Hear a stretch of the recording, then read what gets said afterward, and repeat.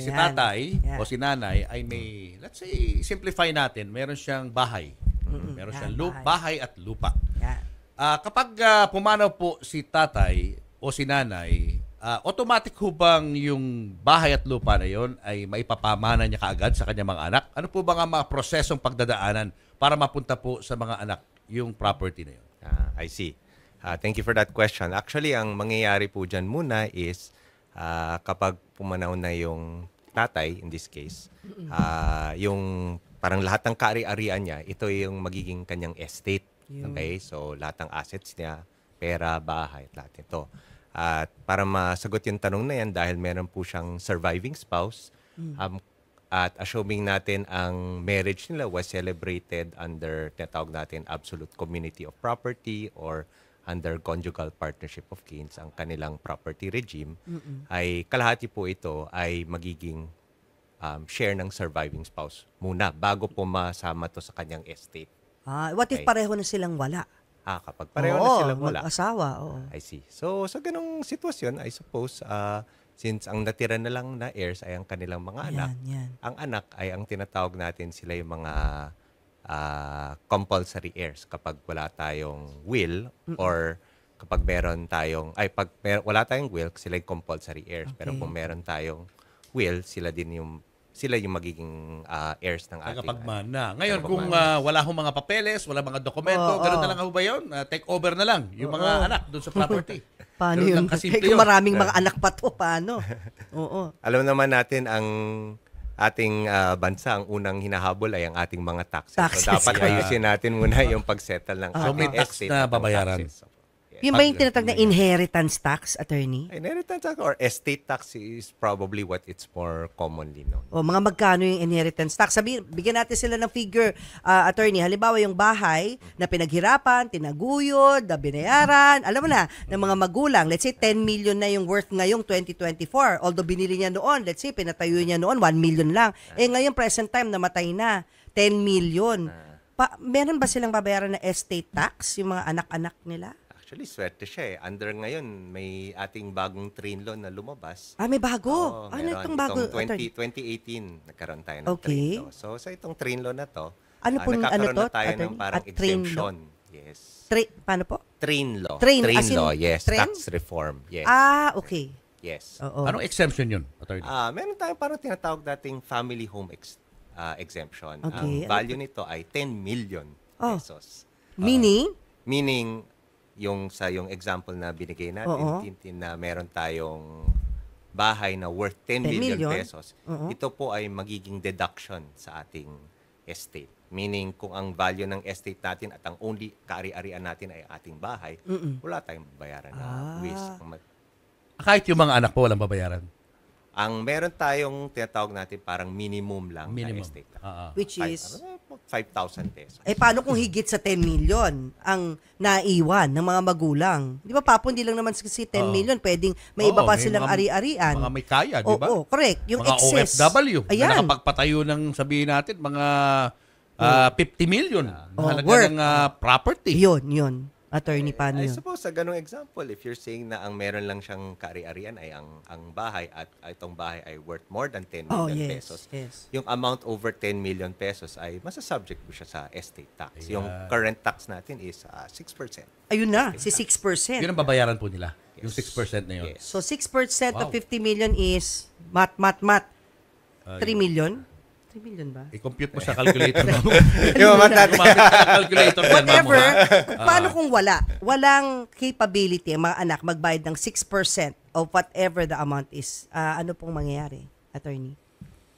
Well, ang difficulty sa ating batas right now is if you fail to pay the tax, hindi natin matatransfer ang titulo from your name to the name. So therefore, kailangan mabenta ang bahay or magkaroon ng yan yung magiging. Pag hindi mo kayang bayaran yung tax, yes. You have to sell the property. Well, we have to, as long as you have not yet paid, it incurs penalties and interest. Okay. Magkano yung interest at penalty, attorney? Per year ba to? Per month? Si BIR nagko-compute niyan. Makikita natin ang ating mga habang di mo nabebenta yung property, nag-incur na yun ng penalties and interest. Pero may yes. karapatan ba silang magbenta, yung mga anak-anak, kung wala nga sa pangalan nila yung titulo?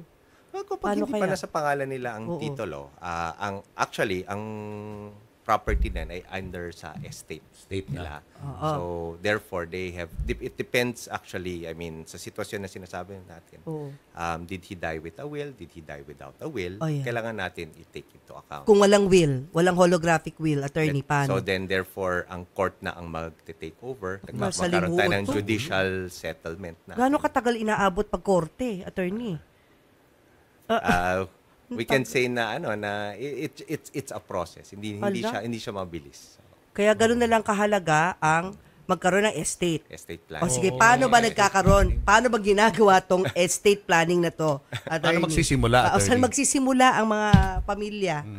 Well, kung isipin natin yung estate planning, actually parang 3-step process yan. Eh. Okay, Una three is steps. parang isipin muna natin, planuhin natin ano gusto natin mangyari. Okay. Okay, ano yung mga assets natin, ano yung, so lilistahin natin yan. Then, di-decide natin anong gusto natin gawin sa each of the assets. Oo. And then, the third step is, we put those plans into motion.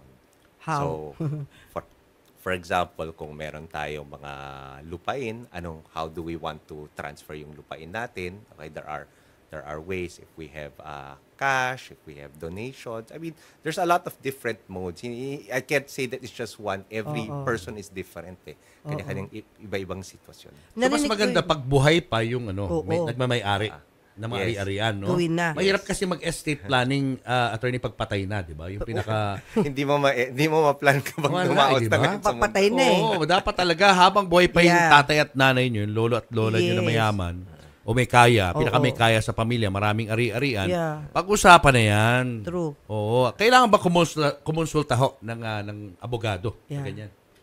A lawyer can give you expert advice so that you can make sure that you are following in compliance sa batas. And at the same time, possibly, kung merong mga possible savings na maidulot sa ganitong mga action. Pero around how much po pag yung estate fees ba ang tawag doon? Depende sa gaano kalaki rin yung property or fixed yan, attorney? Depende yan sa... I cannot speak for other lawyers. But More or less.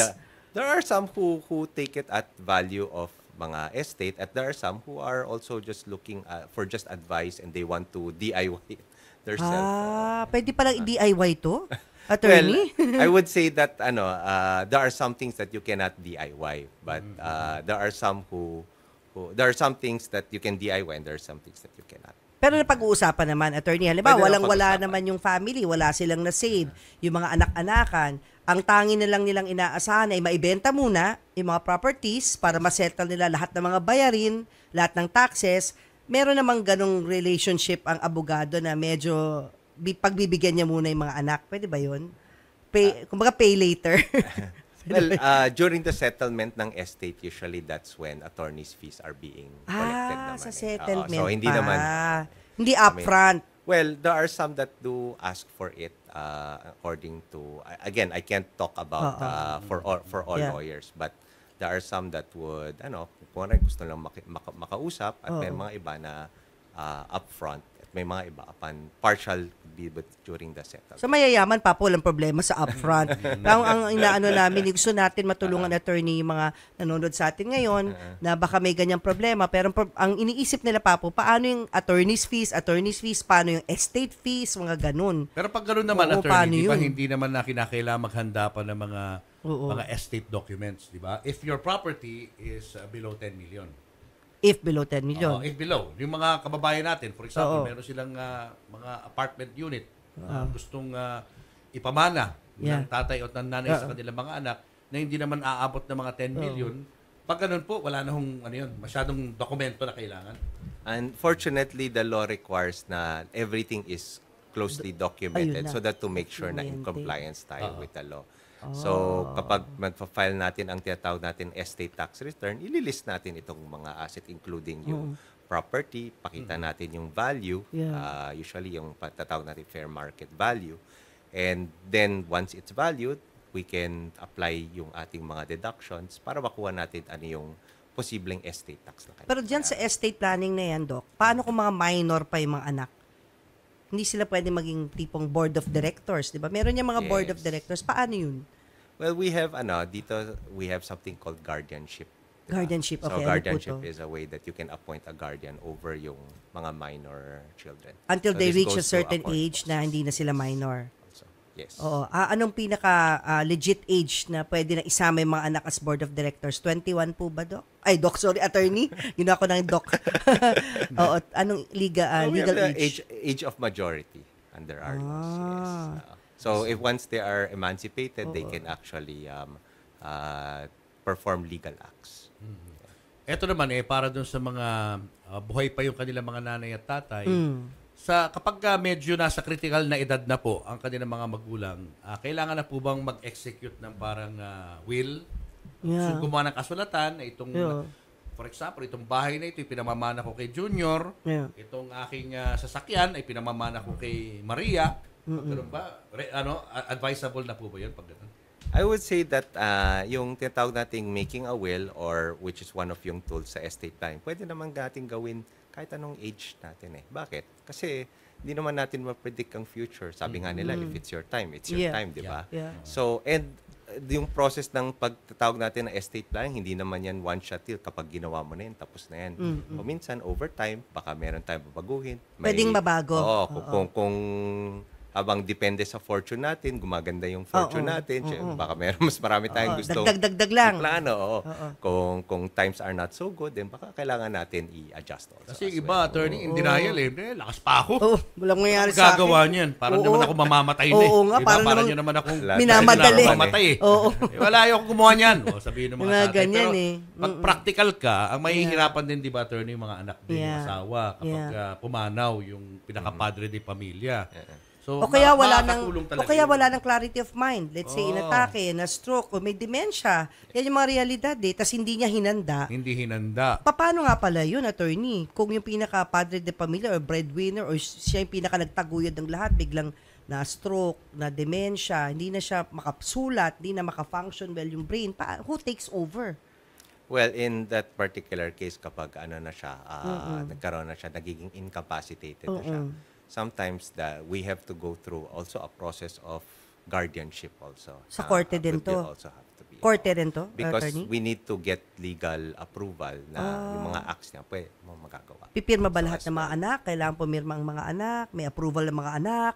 No, we go through court and get that approval from the court kung sino yung magiging appointed na guardian. O ito, simplehan natin, attorney. Ito lang, yung will, no? Yung holographic will na Yes. tinatawag. Di ba? Yun yung sinusulat. Yes. Kailangan yes. isulat. Written, dated, and signed. Hindi computerized, tama? Hindi yung typewritten. So, habang nakakasulat pa, sulat.